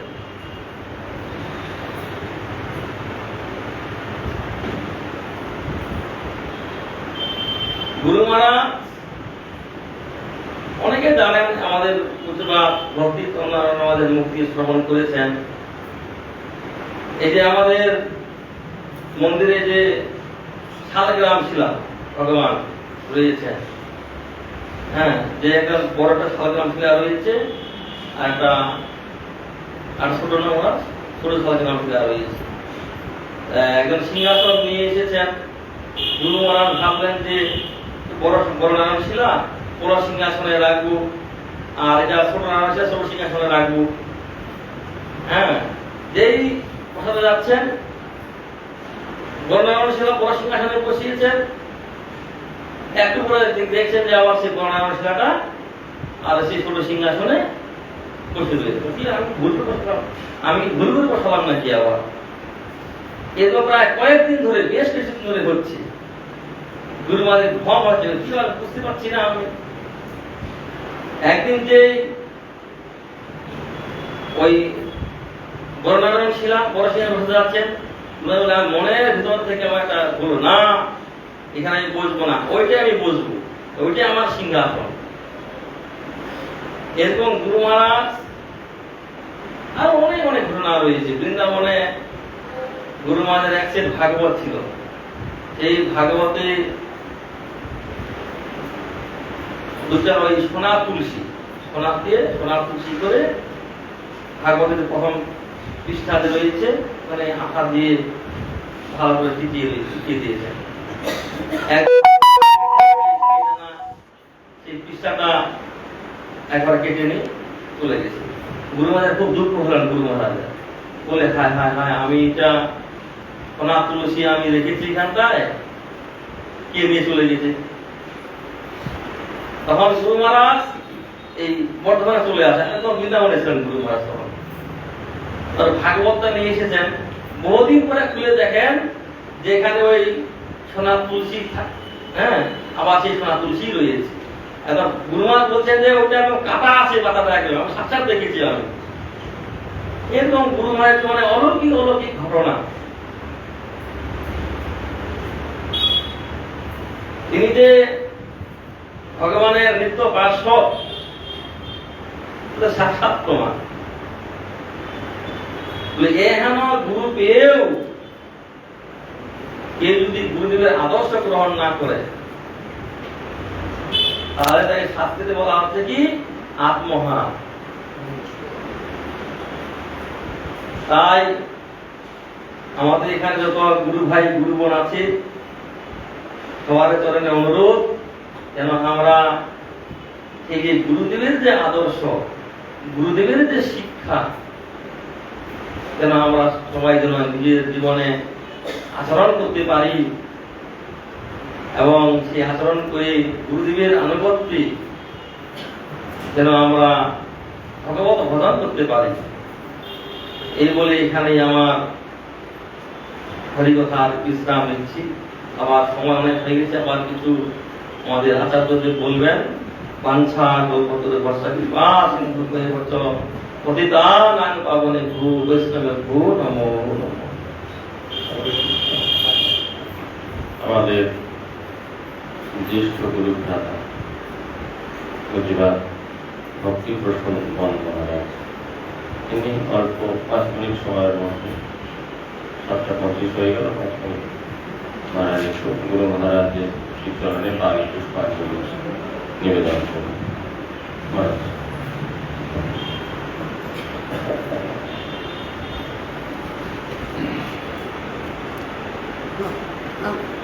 আমি এখান থেকে হচ্ছে না।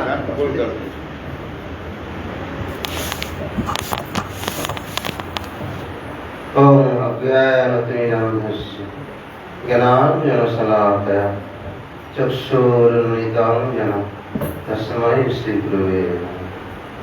श्रीब्रह्ममध्वगौर्य सरस्वते नमस्ते।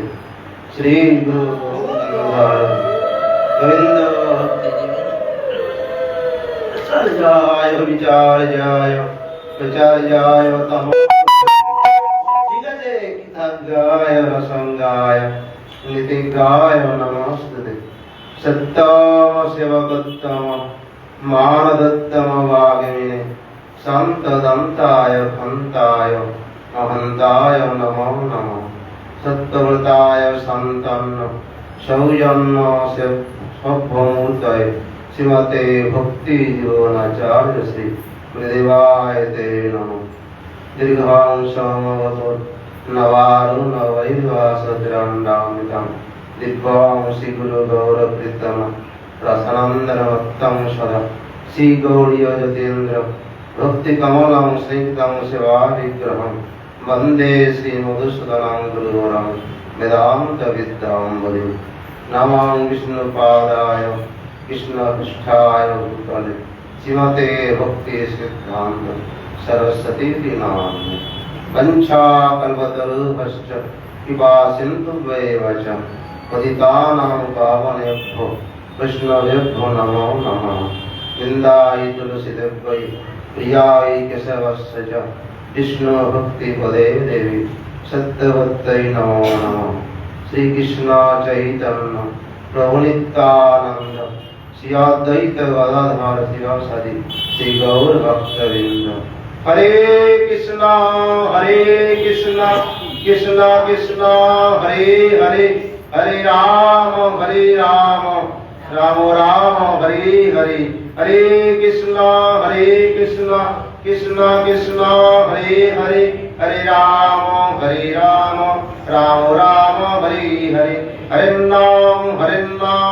नाम एव केवलम कलौ नास्तेव गतिरन्यथा। प्रथमे আমি আমার সম্বন্ধ জ্ঞান করলাম।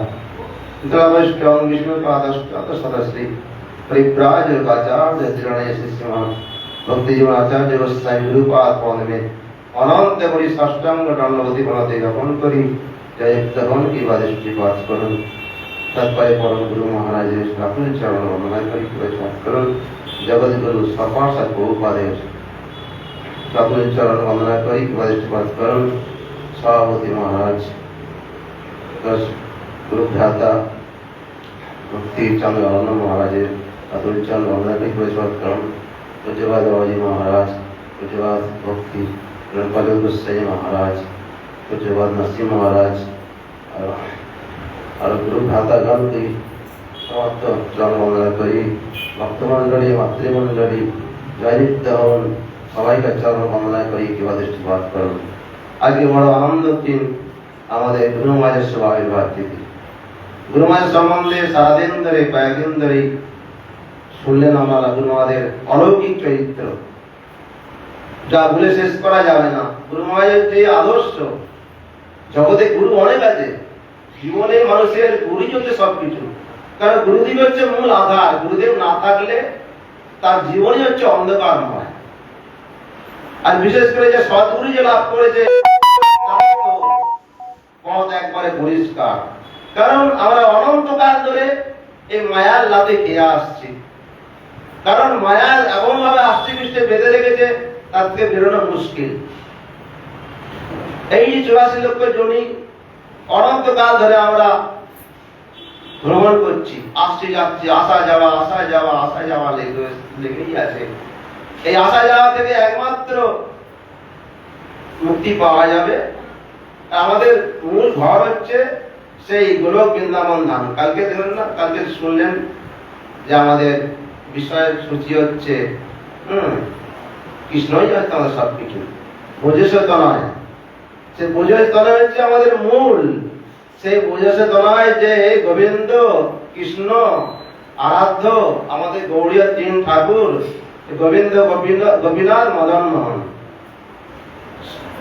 এই যে গৌড়ীয় যে মূল, সে জানাবে কে? একমাত্র গুরুদেবী। সদ্গুরু ছাড়া জানাতে পারে না। বিশেষ করে আমাদের এই গৌড়ীয় মঠের যে আধার, যে আদর্শ, যে বিচারধারা, গুরুদেবী জানাবে, সেই মূল পথ দেখাবে। সুতরাং সদ্গুরু যে লাভ করেছেন, তার জীবনে আর কিছু পাওয়া পাওয়ার সব শেষ হয়ে গেছে। কারণ মানুষের মধ্যে খালি চাওয়া পাওয়া, এটাই চাই, এটাই চাই, এটাই চাই, এটাই চাই। তার জন্য গুরুদেব কাছে এসেও নানা রকম, গুরুদেব কাছে দেখেছি, গুরুদেব কাছে এসে কত রকম দুঃখ প্রকাশ করতেন। গুরু মহারাজ এই হয়েছে, সেই হয়েছে। গুরু মহারাজ যা কিছু হোক তাকে সমাধান করতেন। পাওয়া নয়, প্রকৃতি পাওয়া হচ্ছে একমাত্র সেই বৈজয়ন্ত নন্দন শ্যাম সুন্দর যে আমাদের আরাধ্য দেব। সেই আরাধ্য দেবকে লাভ করে হচ্ছে মূল উদ্দেশ্য। সেই হচ্ছে গুরুদেবী শিক্ষা দিয়ে থাকেন। কৃষ্ণ সে তোমার, কৃষ্ণ দিতে পারো, তোমার শক্তি আছে। আমি তো কাঙ্গাল, কৃষ্ণ কৃষ্ণ বলি ধাই তো পাশে পাশে। কারণ গুরুদেবের কাছেই কৃষ্ণ আছেন, গুরুদেবের কাছে সবকিছু আছে। কিন্তু যে শুদ্ধ ভক্ত, যে হরিকথার দ্বারা, সৎসঙ্গের দ্বারা বুঝতে পেরেছে যে একমাত্র আমাদের ইষ্টদেবের কাছে যেতে গেলে সদ্গুরুর চরণ ঠিকভাবে লাভ করতে হবে, সেই গুরুদেবের কাছে একমাত্র সেই ভগবান ছাড়া অন্য কিছু জিজ্ঞেস করবে না, অন্য কিছু চাওয়ার কথা বলবে না। তো সুতরাং যে যেরকম ভক্ত আসতেন সেইভাবে সমাধান করতেন। গুরু বলতেন, দেখো এ তো কিছু জানে না এরা। আস্তে আস্তে গুরু মহারাজ বহুকাল ধরে এখানে 40, 45, 50 বছর ধরে পাঠ করেছেন। নিত্য পাঠ হয়েছে, পরম গুরুদেব পাঠ করতেন, তারপরে গুরু মহারাজ পাঠ করেছেন। দেখো পাঠ এতকাল ধরে করছি, কিন্তু প্রকৃতি কজন নিজের যে আত্মকল্যাণের বিষয়ে জানেন? এই কিছু কিছু গোনা ভক্ত দেখা যায়। গোনাগুলি বর্তমানের মধ্যে গোনা পায় একজন। এই কোটি কোটি লাখ লাখের মধ্যে যদি 100, 200, 400, 500 হয়, তো তাকে গোনার মধ্যে হয় নাকি? বিশেষ করে কলিকালের মধ্যে খালি আড়ম্বরই বেশি। সুতরাং তার মধ্যেও সদ্গুরু যে চরণ লাভ করতে পারবে, আমাদের গুরুদেব যে আদর্শ দেখিয়েছেন তা বিরল। কারণ আমাদের গুরুদেব অনেক পাওয়া যায়, কিন্তু প্রকৃতির আচরণের দ্বারা আমাদের গুরু ভাই যে বললেন এখন বিষ্ণু মহারাজ, এই আচরণ শিক্ষা সব গুরুর দ্বারা পাওয়া যায় না। গুরুদেব চায় কি যে কোনো শিষ্য বহু শিষ্য হয়ে যায়, ভাগ লাভ হবে আমার, ওরাই পাবো। কিন্তু প্রকৃতির যে সদ্গুরু হবেন, তিনি বিশেষ তার কল্যাণ চাইবেন, শিষ্যের কল্যাণ চাইবেন। যাই হোক, আমাদের যে গুরুদেব যে আদর্শ দেখিয়ে গেছেন, সে তো সব আপনারা জানেন। বিশেষ করে অনেক ঘটনা আছে গুরুদেবের নিত্যকাল ধরে আমরা যা দেখে এসেছি। গুরুদেব কত কি করতেন, আমরা গুরুমাকে অর্জন করতে দেখেছি, রান্না করতে দেখেছি, আমান্য করতে দেখেছি, গোল ঘরে আরো কি বললাম, আর সব কিছু কাজ করতে, এমনকি তারপরে ভিক্ষা করতে যেতেন আমরা প্রথম এসে দেখেছি। তারপরে আস্তে আস্তে গুরু ভাইরা আস্তে আস্তে আস্তে সব এতগুলো দেখুন, এতগুলো কিছু গুরুমা সব কিছু করেছেন। কেন? তাহলে সব কিছু সময় হয়, আর কিছু করার নেই। গুরু ভাইরা আছেন, তা সত্ত্বেও গুরু ভাইয়ের দায় পড়ে গেল। গুরু ভাই যখন আচার্য হলেন, কাউকে টেকিং করতে না করে গুরু মাস কিছু বলতেন না, আমাদের বিশেষ কিছু বলতেন না। দেখতে যার কেন রুচি আছে নিজে আচরণ করে দেখাতেন। তারপরে দেখুন মহাপ্রভু সব আস্তে আস্তে নিয়ে এসে শিষ্যদের আস্তে আস্তে নিয়ে এসে গুরু মাঝের সন্ন্যাসম সব পূর্ণ হয়ে যাচ্ছে। বিশেষ করে আমাদের অরণ্য আসার পর থেকে মঠের অনেক কিছু হাল পরিবর্তন হয়েছে। যাই হোক, আমি চাইবো আমরা সবাই মিলে সদ্গুরু যেন লাভ করতে পারেন, আর গুরুদেবের আদর্শ যেন মেনে চলতে পারেন, এটি হচ্ছে আমার প্রার্থনা। কারণ এই কাম দিয়ে হরিকথা শুনলাম, বার করে দিলাম, এতে কি আমার মঙ্গল হবে? প্রকৃতির যে মঙ্গল চান, গুরুদেবের আদর্শ এতদিন যারা পাঠ শুনেছেন, গুরুদেবের আদর্শ দেখেছেন, গুরুদেবের কথা শুনেছেন, আরো সব মহারাজ আসেন কেন? লাস্টে গুরু মহারাজ কত সন্ন্যাস নেওয়া, কত সন্ন্যাস নিয়ে গেছেন। কারণ সদ্গুরু পাওয়া মুশকিল, তো আমরা সব হারিয়ে ফেলছি আস্তে আস্তে। এই যে বৈষ্ণবরা যে চলে যাচ্ছেন, খুব মুশকিল ব্যাপার। সুতরাং সাবধান, যেটুকু আমরা লাভ করেছি আমরা ভজন করে যেন আমরা থাকতে পারি, চলতে পারি, সবাইকে আদর্শ যেন যারা আদর্শে যারা চলতে পারে সেই আমরা বোঝাতে পারি। এইভাবে চলতে হবে, তাহলেই আমাদের পরম মঙ্গল। এই বলে আমরা এটা রাখছি। কাঞ্চা কালবদরু মস্তুতি বাসেন তুলে বচা পরিতান আমি পাবনে বৈষ্ণবের প্রণাম। এটা আমাদের মহারাজ অন্যতম সেবক বন মহারাজ খুব সুন্দরভাবে গুরুদেবের কাছে ছিলেন, তো ওনারা এখানে সব দেখছেন কিভাবে আদর্শ, কিভাবে আচরণ আচার করে প্রচার করেছেন। ওনারা পরবর্তীকালে এইভাবে করবেন গুরুদেব। এখন আমাদের বর্তমান আচার্য গুরুদেবের অনুমোদিত শ্রীকৃষ্ণ চৈতন্য মঠের তিনি সব দিকে দক্ষ। গুরুদেব জানেন কে পারবে রক্ষা করতে, সেই হিসেবে ওনাকে নির্বাচিত করেছেন। উনি এখন আমাদেরকে গুরু মহামায়ার সম্বন্ধে বলবেন, এখন আমরা শ্রবণ করব।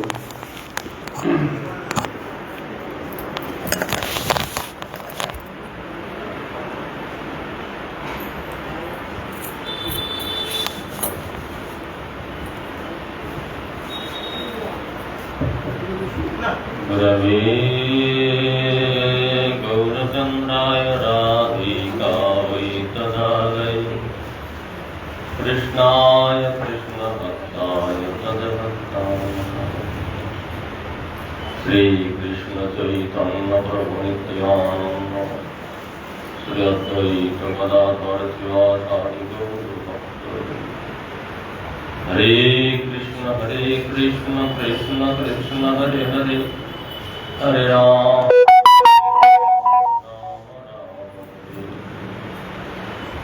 আমি সর্বাগ্রে মধ্যে গুরুপাদ ভক্তি জীবন আচার্য স্বামী গুরু মহারাজের আতুল চরণে প্রণতি নিবেদন। তিনি আমাদের সকলের প্রসন্ন হন, কৃপাদৃষ্টি দান করুন। মঞ্চে উপস্থিত অন্ততা সভার সভাপতিতা কৃষ্ণবাদ রাধা গোবিন্দ দাসবাবু মহারাজ তার পাদপদ্ম বন্দনা করে সম্বোধন।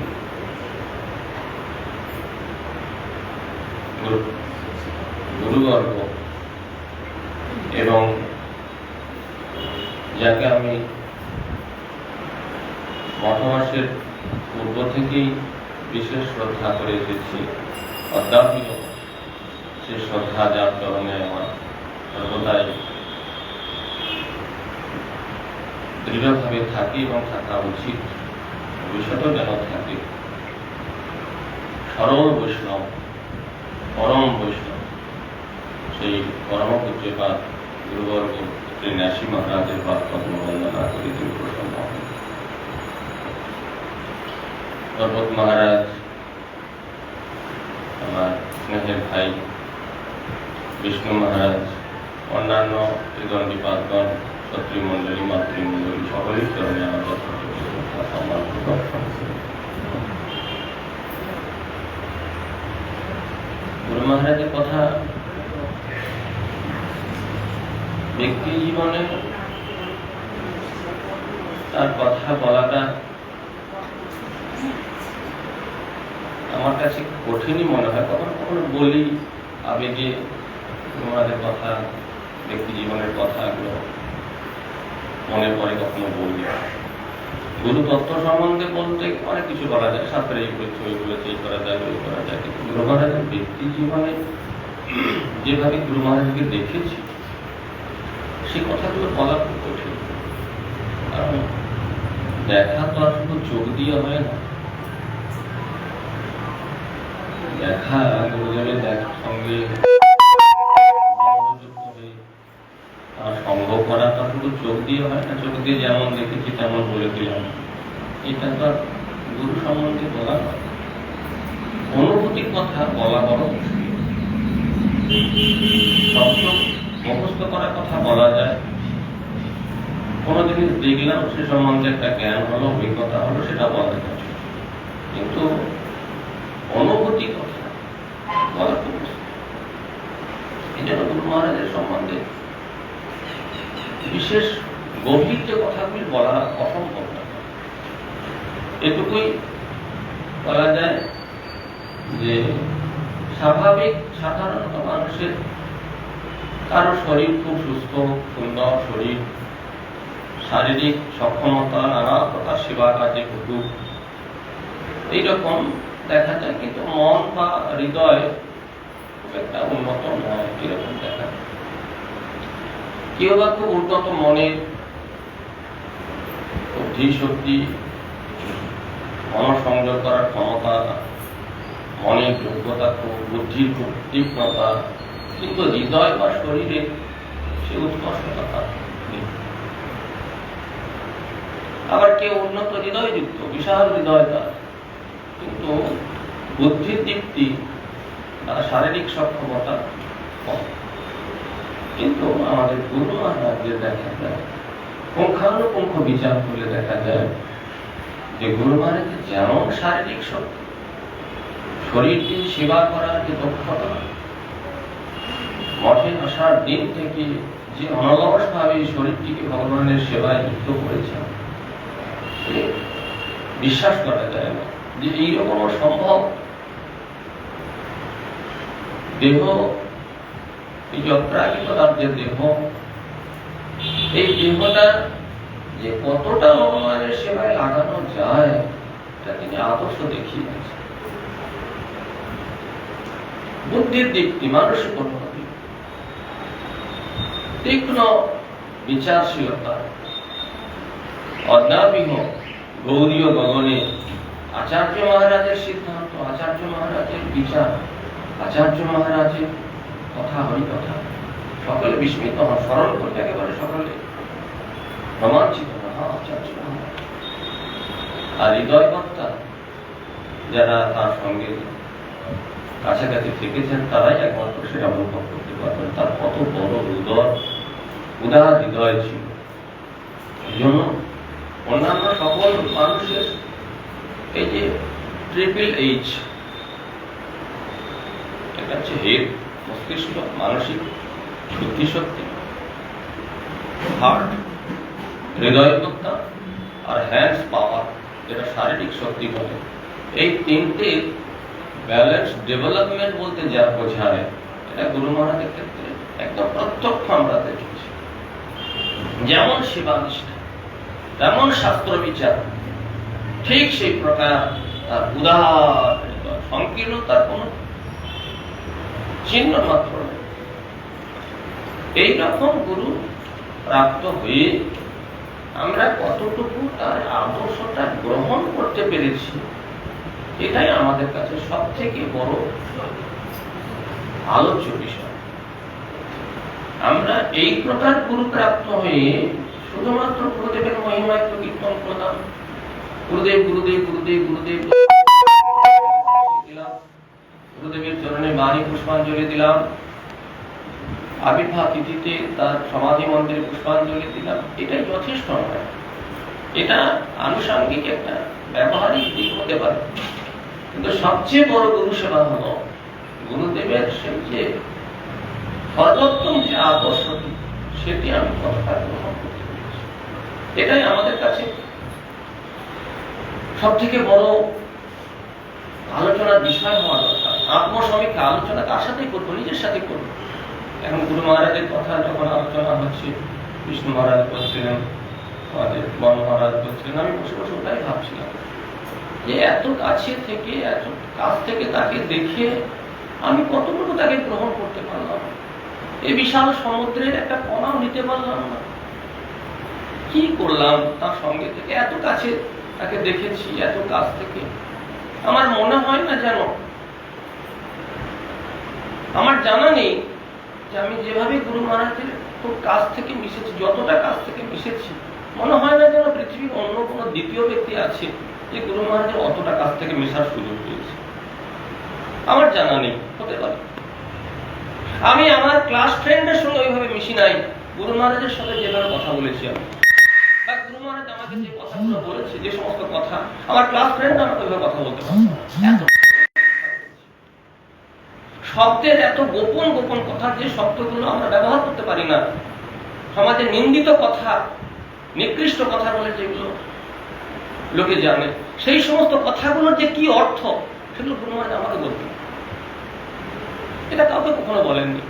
কচি কখনো একটা দুটো হয়তো কোথাও কাউকে বলতেন। একেবারে ঘনিষ্ঠ বন্ধুর মতো মেশা যাকে বলে, সেইভাবে মিশেছি। প্রেমিক প্রেমিকার যে কথাবার্তা, ভালোবাসার কথা, জগতের ভালোবাসার কথা, জাগতিক যে প্রেম ভালোবাসার কথা, এগুলো কেমন হওয়া উচিত বা এগুলো কেন হয়, এদের এই প্রকার আকর্ষণ কেন আসে, এগুলো পর্যন্ত ধরে ধরে গুরু মহারাজ আমাকে বলতেন।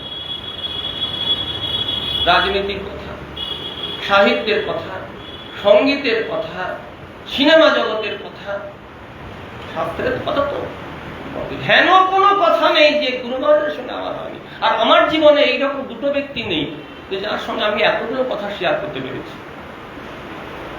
নিজের সমস্ত দুর্বলতার কথা পর্যন্ত গুরু মহারাজকে বলতাম, গুরু মহারাজ এইগুলো কি করে হবে, এটা কিভাবে সমস্যার সমাধান হবে, এটা কি করে করব। এতখানি স্নেহ পেয়েছি। এটা কিসের প্রকাশ? স্নেহের প্রকাশ। তিনি স্নেহ করতে কেন? ছেলে থাকে, দেখবেন যে ছেলেটা একটু দুর্বল, তার প্রতি একটু স্নেহ বেশি হয়। যে দুর্বল পারে না, তার প্রতি একটা স্নেহ স্বাভাবিক পিতা মাতার থাকে। আমি মঠে আসার পরই গুরু মহারাজ দেখেছিলেন হয়তো যে দুর্বল ব্যক্তি, এ তো আমার চেয়েও বুড়ো। এটা গুরু মহারাজের ভাষা, আমার ভাষা নয়। একবার দোলালিয়ায় আমাদের তপস্বী মহারাজ গুরু মহারাজকে বললেন, মহারাজ আপনার তো এখন বয়স হয়ে গেছে, আপনি তো আসতে পারেন না, বছরে একবার করে আসেন, মাঝে 2-4 বার করে অরণ্য মহারাজকে পাঠাবেন, তাহলে এদিকে প্রচারটা ঠিক হয়, একটু এই কথাটা হয়, ভালো হয়। গুরু মহারাজ, অরণ্য মহারাজ ও তো আমার চেয়েও গুরু। এইরকম যা আমার প্রতি যা স্নেহ স্বাভাবিক, তাকে তো ঠেলা দিতে হয়। যে গাছ স্বাভাবিকভাবে উঠতে পারে সে নিজের ক্ষমতায় দাঁড়িয়ে যায়, আর যে গাছ একটু লটফটে তাকে একটু ঠেকা দিতে হয়, বাঁধতে হয়, গোড়ায় একটু মাটি দিতে হয়। এই জন্য হয়তো এতটা স্নেহ পেয়েছি। তা সেই স্নেহ পেয়ে আমি করলামটা, সেই স্নেহের পেয়ে আমি নিজেকে কতটা প্রস্তুত করেছি। শুধু তাই নয়, এমনও হয়েছে যখন কোনো একটা শরীর অসুস্থ হয়েছে, অরণ্য মহারাজকে চোখ ছাড়া করো, অরণ্য মহারাজ এখানে এসে বসো, এটা করো, ওটা করো, কেন করো, এইরকম নিজেও সত্যি নিজেও সত্যি নিজেও সত্যি এইরকম। একদিন স্নেহের কথা কি বলবো, কত ঘটনা আছে, কত ঘটনা আছে। একদিন মঙ্গলবার খানো পাঠে যায়, একদিন সন্ধ্যাবেলায় আমাদের রসময় এসেছে বোধহয়, বাড়ি চলে গেছে না সেটা জানি না। রসমা এসেছিল থানা থেকে, বাইক নিয়ে এসেছিল সোমবার রাত্রে। তার রাত্রে বাইক নিয়ে এসেছে। আমি বললাম গুরু মহারাজ কালকে তো সকালে আমাকে থানা পাঠিয়ে দিতে হবে, তা ও রাত্রে এসেছে বাইক নিয়ে, তাহলে ওর বাইকে চলে যাব? চুপ। বুঝতে পারলাম গুরু মহারাজের ইচ্ছা নেই। গুরু মহারাজ তাহলে কি যাবো না? আর বাইকে চলে রাতটুকু তো যাও। ঠিক আছে, তাহলে তাহলে রসমা গুরু মহারাজের কাছে বসে রইল। আমি কাপড় টাপড় রেডি করে জামা টামা করে কাঁধে ব্যাগটা নিয়ে গুরু মহারাজকে দণ্ডবোধ করি। গুরু মহারাজ তাহলে আসছি। কোনো উত্তর নেই, চুপ চুপ, একদম চুপ। এবারে পারমিশন না নিয়ে যাই কি করে? হ্যাঁ এসো এসো, যখনই কোথাও যেতাম, হ্যাঁ এসো এসো এসো, দেরি করো না, যাও, ঠিক এই লোক। কিন্তু কোনো কথা বলছে না, চুপ করে আছে। ওনাদেরকে কি করবো? চুপ, গম্ভীর। তাহলে কোনো মানে যে মঠে তুমি না থাকলে মনে হয় কেউ নেই, ঠিক এই শব্দটা সারা জীবনটা আমাকে, মানে এই শব্দটা এখনো পর্যন্ত পাগল করে তোলে। যে এত স্নেহ পেয়েছি, কতটা স্নেহ থাকলে এই কথা কারো মুখ থেকে বেরোয়। ওটা সময় আছে, তুমি না থাকলে মনে হয়। সঙ্গে সঙ্গে রসমাকে বললাম ভাই আমি আর যাবো না, তুমি যাও, আমি চলে গেলাম, আমি এহেন স্নেহ পেয়ে কি করলাম? কতটা নিজেকে তৈরি করতে পেরেছি, তার আদর্শটা কতটা গ্রহণ করতে পেরেছি। তার সেবা করতে যদি একটু চেষ্টা করেছি, তথাপি তিনি সেবা করতে দিতেন না। না, আমার জন্য তুমি কষ্ট পাবে কেন? রাত্রে একটু হয়তো কখনো কখনো জাগতাম, গুরু মহারাজ রাত্রে উঠতে হবে, হাতটা একটু ধরতে হবে, বয়স হয়ে গেছে, বাথরুমে যদি পা স্লিপ খেয়ে যায় বিপদ হয়ে যাবে, সেটি পর্যন্ত পছন্দ করতেন না যে আমার জন্য তুমি রাত্রে জেগে থাকবে।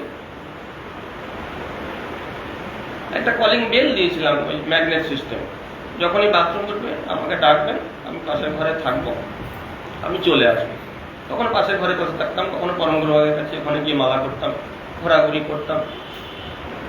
তা দু একদিন ডাকার পরে ডাকা বন্ধ করে দিল, কলিং বেল তো বাজে না। অথচ দেখছি গুরু মহারাজ লাইট জ্বালছেন, বাথরুম উঠছেন, বার থেকে দেখতে পাচ্ছি আলো জ্বালা হয়েছে। আমি সঙ্গে সঙ্গে না, আমার জন্য তুমি কষ্ট পাবে, এই জন্য আমি ডাকলাম না। আমি তো জেগে আছি, একটু গিয়ে হাতটা ধরবো, এটা কষ্ট হবে। তুমি জানলে কি করে? আমি তো ডাকি নাই তোমাকে। আমি বললাম গুরু মহারাজ ওই যে আপনি লাইটটা জ্বাললেন, আলোটা দেখতে পেলাম, একটা আলো জ্বললো, আমি ওই আলোটা দেখে এলাম। তারপর দিন থেকে আলো জ্বালা বন্ধ, তারপর দিন থেকে আলো জ্বালা। এইরকম যা মানে কি বলবো, কাউকে কষ্ট দেব না, আমার জন্য কেউ কষ্ট পাক, এইটা আলো। চিন্তা করে দেখুন তো কি বিপজ্জনক কার্য। অন্ধকারে বাথরুমে যাবেন, হঠাৎ করে বাথরুমে জলের শব্দ, গিয়ে থতমত কি তোমার কি ব্যাপার, আলো জ্বালেন না? আলো জ্বালে তুমি যদি চলে আসো। এহেন গুরুদেবকে আমরা কাছে পেয়েছি। কোনো বস্তু না পাওয়ার একটা জ্বালা আলাদা, কিন্তু কোনো বস্তু পেয়ে হারানোর যে কি জ্বালা, সেটা যারা পেয়ে হারায় তারা জানে। এহেন গুরুদেবের আদর্শ আমরা যদি জীবনে কাজে লাগাতে না পারি, জীবন ব্যর্থ। গুরুদেবের আদর্শ যদি জীবনে রূপায়িত করতে না পারি, মরে যাওয়া ভালো, মৃত্যু হওয়া ভালো। বারবার সে কথা বলি, বেঁচে থেকে কি লাভ যদি গুরুদেবের যা ইচ্ছা, গুরুদেবের যে আদর্শ সেটি দৃঢ়তার সঙ্গে যদি ধরতে না পারে। আজকে গুরুদেবের আবির্ভাব থেকে বহু কথা আছে। গুরুদেবের পাদ পদ্মে প্রার্থনা জানাই, তিনি আমাদের শক্তি সামর্থ্য প্রদান করুন, তার শক্তিতেই যেন আমরা তার আদর্শ পথে চলতে পারি। সকল গুরু ভাই গুরুগণকে তিনি সেই শক্তি প্রদান করুন।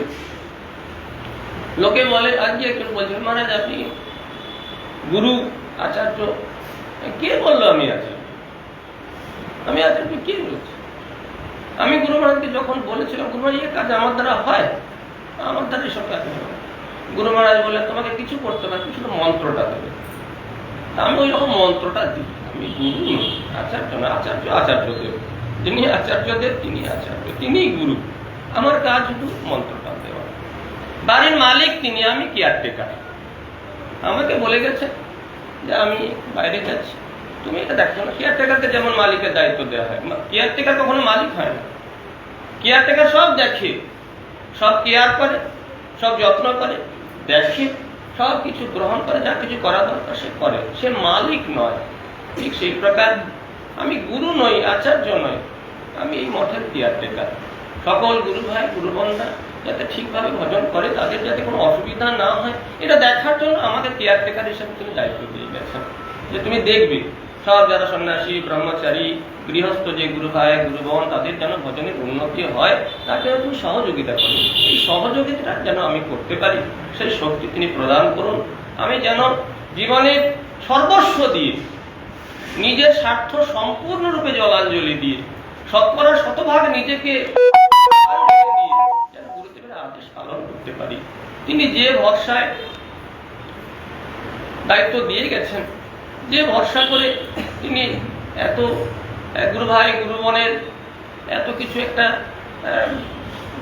দায় দিয়েছেন, সেটা যেন তিনি আমার হৃদয় থেকে তিনি যেন সেইগুলোকে সামলে দেন।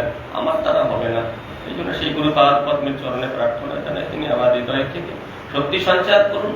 সকল গুরু ভাই গুরু বোনের হৃদয় থেকে সকলকে মনের কথা অগ্রসর করুন, এই প্রার্থনা জানাই। হরে কৃষ্ণ।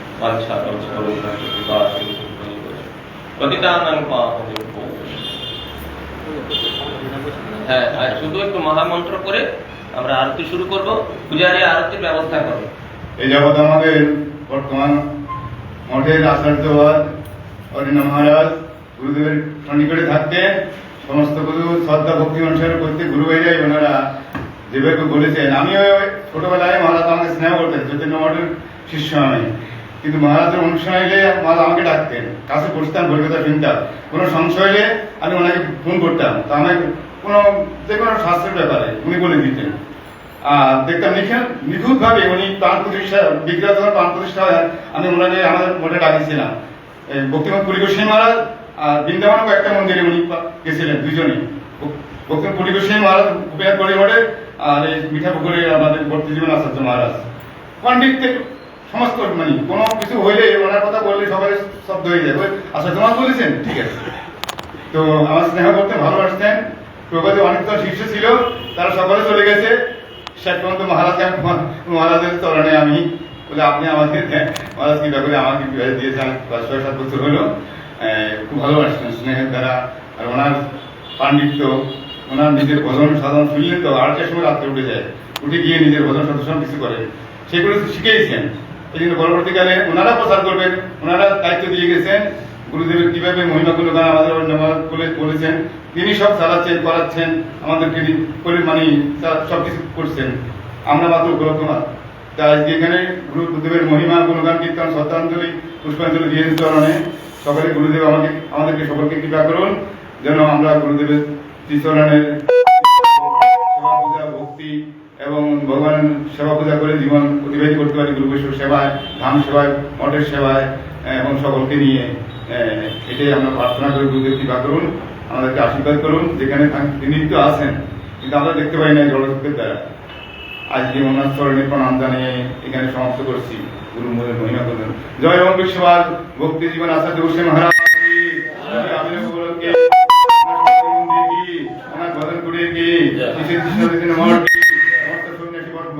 ভক্তবৃন্দ কি জয় গুরুনাথ গোস্বামী শ্রীরাধে উৎসব কি ওর প্রেমানন্দে হরি হরি বাঞ্ছা কল্পতরু কৃপা সিন্ধুদেব পতিতানাং পাবনী বৈষ্ণব। এখন আমাদের আরতি হবে।